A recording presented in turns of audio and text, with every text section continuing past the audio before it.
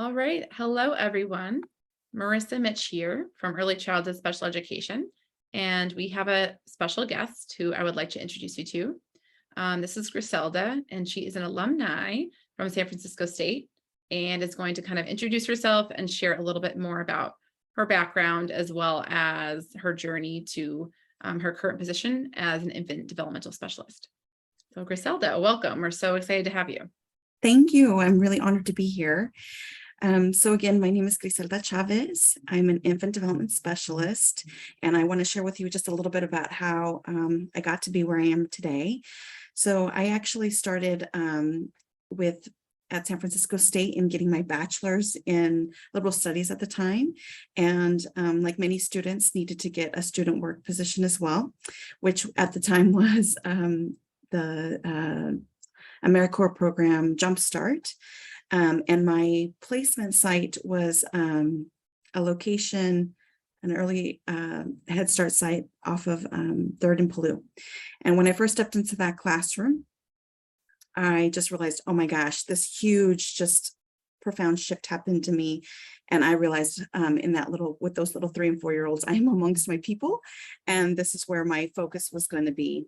And so after graduating San Francisco State, I had the wonderful kind of privilege to be accepted into the fellowship program for Jumpstart's AmeriCorps fellowship program. And so after graduating, I had been flown out to Boston for a summer where we got some really intensive early childhood education classes in addition to a placement setting as part of that fellowship program, and also a stipend of if we could commit to staying in the field of early childhood education, specifically in a child development center.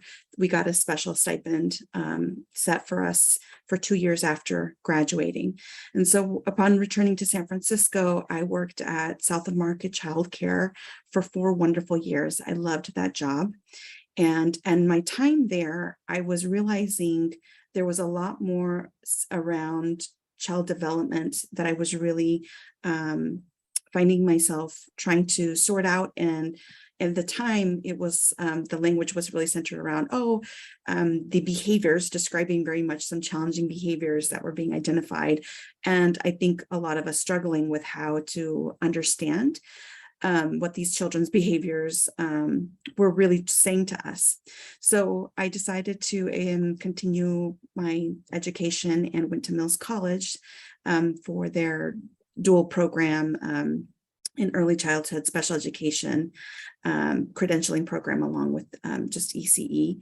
And from there, I had an opportunity to work with a population that terrified me at the time, which was infants. And then from there, I had an opportunity to intern with said population. And this was the Parent Infant Program at Children's Hospital. It's a program that is very specifically for regional center clients. This is a program where children, babies, infants, and toddlers with their parents participate in. And it was a program that goes twice a week, Tuesdays and Thursday mornings. Really rich program, kind of like a lovely circle time, really targeted snack time to support, goals. And then in addition to that, a really lovely parent support group time where kids then would stay with us. Parents would go to another room just next door, and they would be able to get some support. We would be able to kind of see what their baby was able to do and help support that separation, and see kind of what babies also did when their parents aren't around, because sometimes they act a little bit different. So then after that, I went on to teach at a very new kind of autism program for preschool in San Lorenzo. And after a couple of years of teaching in a specifically targeted autism classroom, I had the opportunity to come back to work for Children's Hospital in the capacity of being an infant development specialist. And I have been there for the past 11 plus years. I would say that in my work being an infant development specialist, it has included a multitude of things. It has included community partnerships where we have had grant funding to partner with another outside agency to have developmental play groups. And this is to really kind of support and identify any developmental issues for children 0 to 5 within the community, another program where parents with their child would participate once a week. In addition to that, I also, came back to work with PIP, support them in the special education, or excuse me, our intervention program there. And then also a big part of my work was being a home visitor, and was to travel mostly to East Oakland communities, but different areas in northern Alameda County, like as far as Albany and as far south as Hayward, to do visiting in the home. And so that's where I would step into the house with families that were regional center clients, receiving regional center services under 3, to support them around their child's development. And that has since been the biggest kind of centering of education for me over these past 11 years. And continues to grow. One thing that I was sharing with Marissa is that, Marissa, excuse me, is that I have been spending these past 10 years, I have the privilege of working in a department where children's development and their mental health are held equally. And in that time of being with Children's Hospital, I've been able to really build my muscle around really understanding and seeing the overlap with infant mental health and their development. And so that's a long-winded story of who I am today and how I got to be there a little bit. Thanks so much for giving us that overview. I can say it sounds like the infant scared you away for a short period of time where you went to work in a classroom, but then they kept calling you back, and you have been there for, you said 10, 11 years, which is phenomenal. Yeah. So when you talk a little bit about, development and mental health kind of being an equal weight, can you share a little bit more about what that kind of looks like on a weekly basis or on a monthly basis as you see kids once or twice a week? Because it sounds like you're kind of doing a combination of home visiting as well as things at the hospital. Yes, I would say that, entering the field, I had a strong fundamentals around theorists, like developmental theorists, like Piaget, Vygotsky, some of these folks that we have leaned on to understand what are babies and children doing from infancy to kind of on into these different developmental phases that we understand kind of happen explosively in these little areas, like 0 to 3 months, and then on and on and on.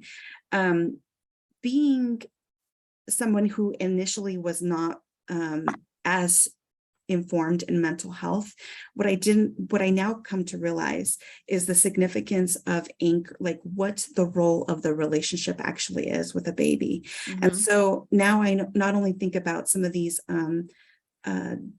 developmental kind of like theorists in just context of that, but also in the context of some infant mental health theories as well, attachment theory specifically. And just recognizing that this baby does not operate on its own. A baby is a baby in context of a relationship. Mm-hmm. And so, and that family kind of context, that family system deserves a lot of attention, and centering is the big part of the work where I am now. Is when I first entered, home visiting, I would come with my duffel bag into a house, tons of toys to play with. And I was realizing that it was still, as much as I could understand this child and understand this baby, I was realizing I was falling flat on some of my interventions, that even though there were some things that I was trying with the baby, there was something still missing. And what I've come to realize is that I was missing the relationship of this parent, this caregiver with their baby. And so that's really kind of where the last part of my years of work so far have been kind of centering in on, is that it is a very, it's almost impossible to extract this baby from their parent. And that's really kind of where the intervention now sits for me, is around this dyad. And with my area of knowledge of understanding child development to help parents, to help translate some of that language, to help translate what that behavior is, and also to find a, like the big work is in the finding alignment with a parent. A lot of times, even though parents are grateful for the service, it's not the best circumstances of why we are knowing each other. And that can be very painful, I think, for parents, especially at the beginning. There's a lot of still unknowns for what this developmental delay means, what a developmental diagnosis means. And so there's a lot of work there where I was so focused on baby that I really forgot the important thing is that baby lives in context of a family and a caregiver. And to find that my work now is really about supporting the caregiver is the best way that I can support the baby. And in that relationship is how I can offer the perspective of the baby in a way that the parent can utilize as they're developing this relationship, learning their baby and relearning their baby as their baby enters different developmental stages. Mhm. Like you said, or sort of my reflection is parenthood is hard enough. And so as families are understanding more about their infant, as they are learning more about a diagnosis or a delay, or there's going to be a lot of different unknowns for these families. And as you said, sort of centering in and focusing on the relationship between the infant and the parent or parents who are there. That's just really, really important. And so just thanks for bringing a lot of those things up, because I think that's something that we try to talk a lot about in our program, and even some of our coursework is in alignment with those, attachment theory, or you mentioned family systems theory.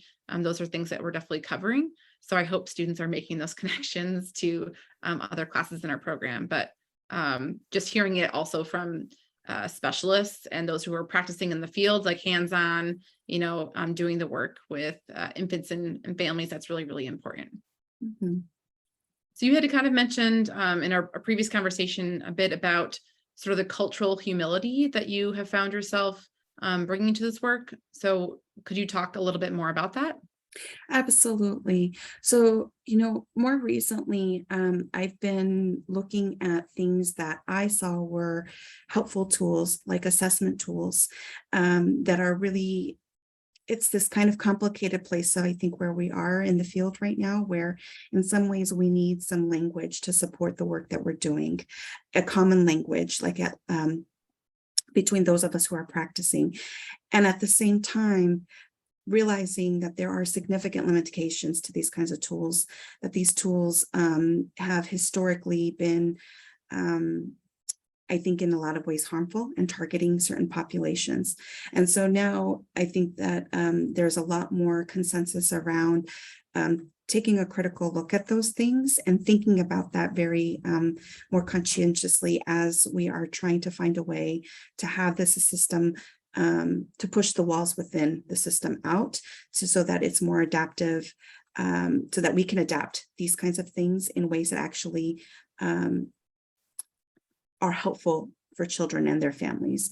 And so some of the things that I do now is just be able to just identify outright, like there are limitations in these tools that I can identify, that there are certain expectations for children that to do certain things at certain times.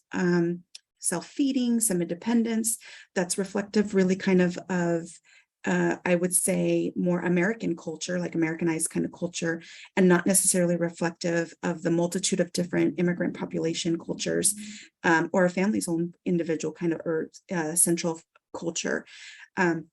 So I try to highlight that in the beginning, and also just to say that there are other blind spots in these tools that I'm not yet even able to identify myself, but can recognize that they may be there.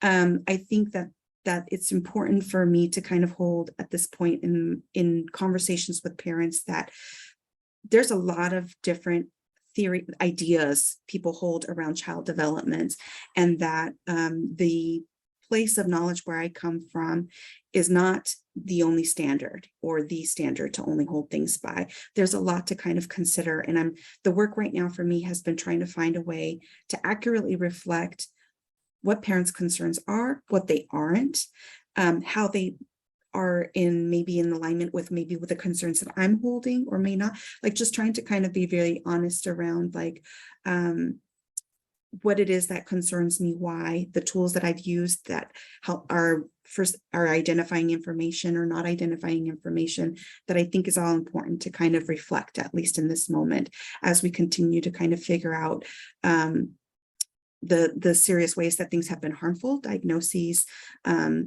comparisons, words, narratives that we use.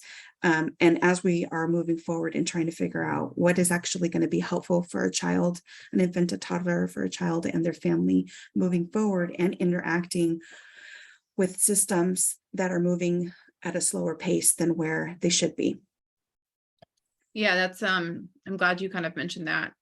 So are you seeing, as you think about the tools that you're using, are those recommended, and sort of everyone that you're working with is also using the same tools, and are they seeing the same risks or challenges with utilizing them? I guess I'm curious, kind of from a conversational perspective, how is this when you're working with others who are part of this team who are supporting these families? How is like the field in your little ecosystem, how is that shifting? Sure. So it's I think that it has shifted slowly over time. In some ways, we do not use any kind of standardized. The good thing is that when I came on to work with this program, they had already shifted away from using standardized testing with infants and toddlers. Mhm. And so the type of tools that we use now are very much play-based tools. We use to begin with the infant toddler developmental assessment, which is more about recognizing where a child is in their stages as averse to comparing them to other children in that what a standardized tool would do. The other thing that we have a lot of leeway on is being able to think for ourselves about what tools we would find beneficial or not beneficial in incorporating with our developmental reports. And so something more recently that I have found in thinking about, well, how can I have the parent's voice be a little bit louder in this assessment that I am creating, not only for these systems, but is ultimately a report originally designed to help this family. And so there are some things actually from infant mental health that I can incorporate. There are some tools that they use that are not at all quantitative or percent, nothing like that, but are helpful in being able to center the voice of a family. And so one of the things is the working model interview. And that's really just kind of like, well, what are 5 words that you would describe to someone about your baby right now?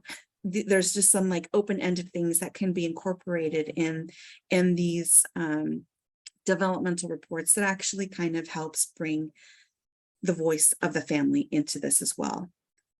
I love that. Yeah, we're always trying to talk about, doing family interviews or having conversations, and it really takes some time to kind of build up the relationship with a family. You can't just necessarily expect to hop on a phone call or to jump in a room for the first or second time, or even the 5th or 6th time, and have them immediately trust you, because there's sort of a building of a rapport that is needed for them to be able to sort of trust you. And I think even as you're describing, please like share 5 things about your baby, I could see like a smile on your face. So I can just see how warm and inviting you likely are with your families as well.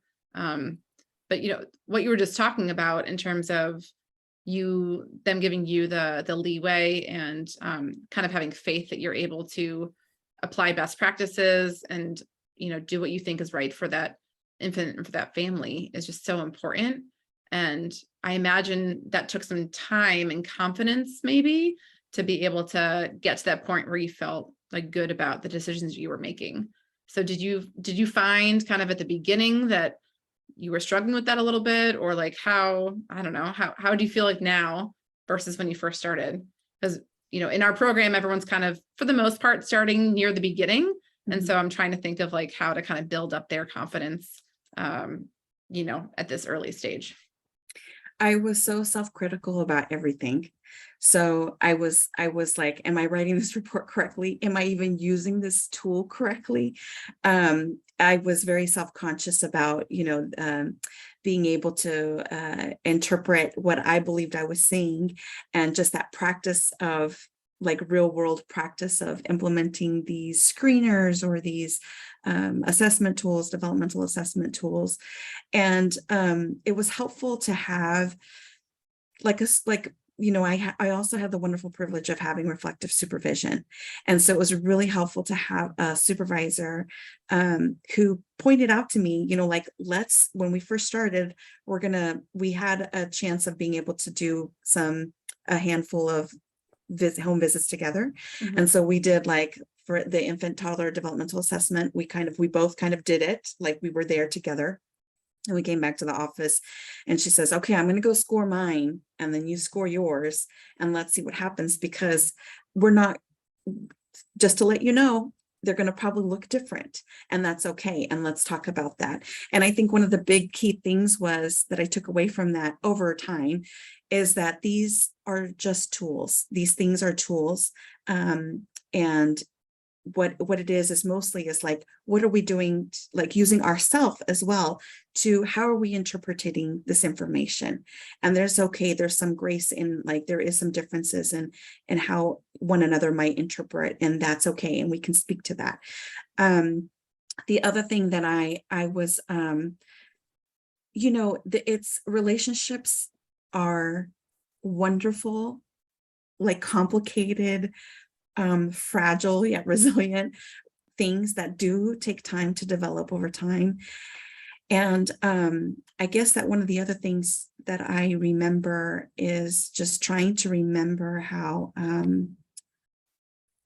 just being grateful that somebody is allowing me into their house, being completely flexible and understanding if we are confirmed for that morning, but then 3 o'clock in the afternoon, something has happened and they're not there at the door when I'm there ringing the doorbell, and just understanding that it is probably the hardest job in the whole world, is to be a caregiver, and just having some grace for families and understanding, I think, goes a really long way.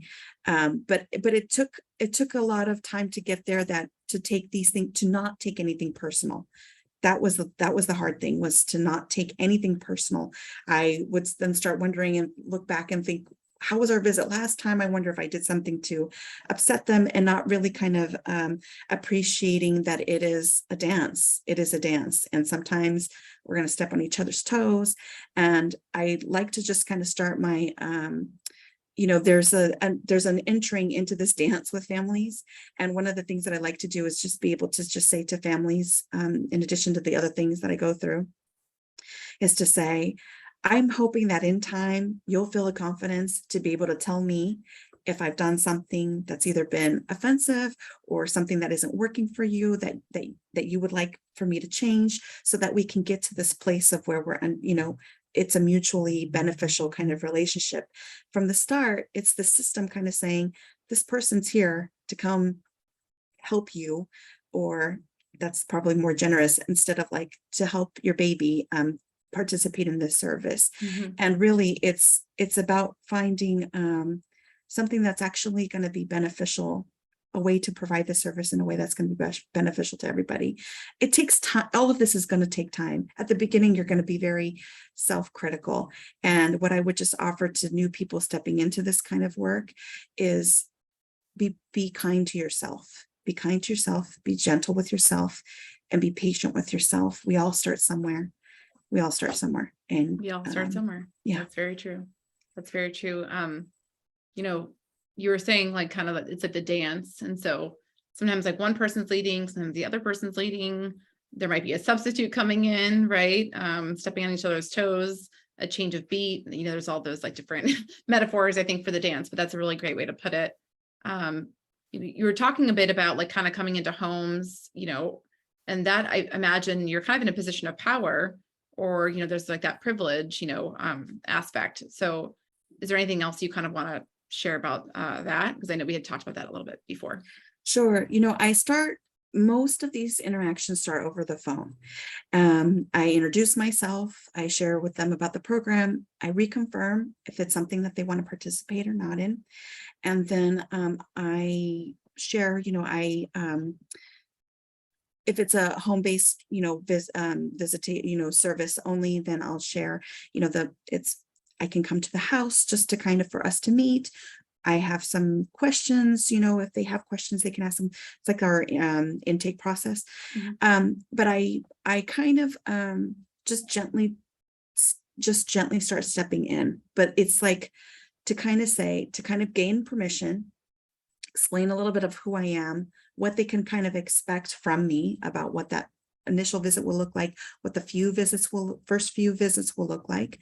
I also just try to ask some questions around if they're in agreement to participating once we get to that place, if there are certain things that they would like me to know about them, their family, their baby, just things ahead of time, that could be really kind of helpful in breaking the ice. And I guess I try to come in as humbly as possible. Be prepared to take off your shoes, be prepared for like the unknown as much as you can be. If you can find out things like street sweeping schedules and stuff like that, that's really kind of great, because it's really rough when you schedule a visit and it's right smack in the middle or the beginning of a street sweeping day, and parking is really difficult. I also, I'm trying to think about something else I can add to this. It's just, however you can practice just humility. This family is allowing you in. There is a power differential that starts, and there's also some trying to be aware of some unspoken expectations too. A lot of families kind of, well, you're the expert,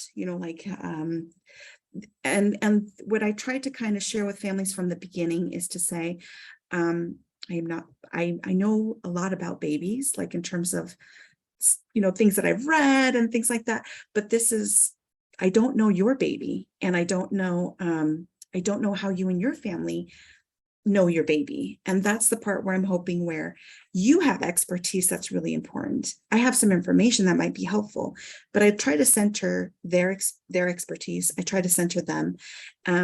It is like bring you to your knees, humbling to work with families, especially with infants. And so I just try to come in like as subtly as possible, like respectfully, not quite, it's not my agenda. It's how do we find an agenda together, by first kind of understanding yours. But I would say trying to kind of break down what those unspoken expectations are would be really helpful on the onset, or as soon as you can. Because a lot of parents think, oh, well, you're here, you're gonna do intervention on my baby. And the truth of it is that I don't, unfortunately, we do not have the magical hands that are going to take away a diagnosis. As painful as that is the truth. But I think that what I have seen is over time is that parents are super happy and grateful to the experience where they see other people who are not their family members finding joy and delight in being with their baby. It's really important then to kind of be happy and to be joyful in those interactions, especially with like the infants, unless they have, another child in the household, the disability. I mean, this is like kind of their first experience with any kind of like support, or one of their first experiences. And so you're kind of like setting the stage for like future interactions and future intervention, future schooling as needed. And so just having a positive, right, you said like humbling experiences is really key. Oh man, I just want to go squeeze some babies right now. Yeah. I mean, bingo, I think that's exactly what you've hit it on the nail on the head, because it is the first experience that families have to a teacher. Mm-hmm. That's how I describe myself. That's how I describe the work. I describe myself as essentially I'm a baby teacher. And so I'm not, like a physical therapist is going to be very active, and the baby's gonna, a lot of times baby doesn't like the physical Yeah. therapist visiting, and because they are physically, adjusting things, or, supporting some of those important movement habits at the beginning. And so I just share with families, I'm somebody who's actually looking at different areas of them. Like I share very similar metaphors. Like I'll say, it's like a big painting, and so I'm looking at all parts of the painting. I'm looking at the colors. I'm looking at if there's texture in the painting. I'm looking at what we see when we see the painting, like what kinds of things do you describe? And so I think I see it as like, this is the first time that they're interacting with the system in a sense, many times babies will turn into toddlers that then end up getting assessed at 3 for school district services and qualify for those services. And so I see myself as somebody already representing that in infancy. Mm-hmm. Yeah, that's so important. We talk about transition as well in our program. And so that's kind of a conversation for another day. But like you said, you are like that, their introduction to the education world. And I think that I'm assuming that surprises many families, like, oh, wow, we already have a baby teacher. Like we never really thought about school until 2, 3, 4. And so that even just in itself is just, again, like you said, building a different kind of relationship and that respect and humility and being humble in those interactions. So this is kind of nearing the end of our conversation. So I wonder there's anything else that comes to mind that we had talked about a little bit before that we haven't had a chance to cover today, or anything else that's come to mind that you kind of want to leave with some individuals who are sort of entering the field or near the beginning of their careers for the most part. I would just share that for those of us who have not been able to have the experience yet of being a parent entering this field, to really challenge that within ourselves about imagining at the very least the difficulty of navigating this space for a parent. It's so hard to be a parent, that's just the hardest job in the world. And it gets so much more harder, I think, that when you're learning that you're a parent and these words like special needs are coming up, developmental delays are coming up.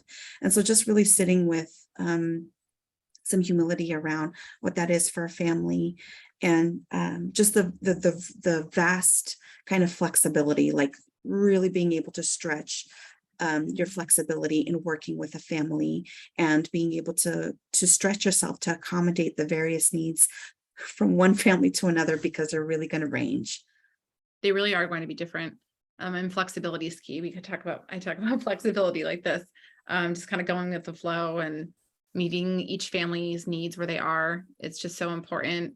And I think understanding that we use so much jargon and different language too. You'd mentioned language earlier, that within the fields we're using, but being able to explain that to families in a family-friendly way, and understanding that we might need to say things multiple times or in different ways or use metaphors, because it is going to be information overload a lot of the time. And there's a lot of emotions that can almost get in the way from digesting information. So these are all really good tips in terms of being flexible, being sort of honest with ourselves, using reflection, and just humility throughout the whole process. Wonderful. Well, thank you so much for taking the time to chat with me today. And just really appreciate you taking your time and just sharing your wisdom about being an infant developmental specialist, as well as all your years in the field. So we hope to hear from you again soon. Thank you, Marissa. Thank you, everybody. Thank you.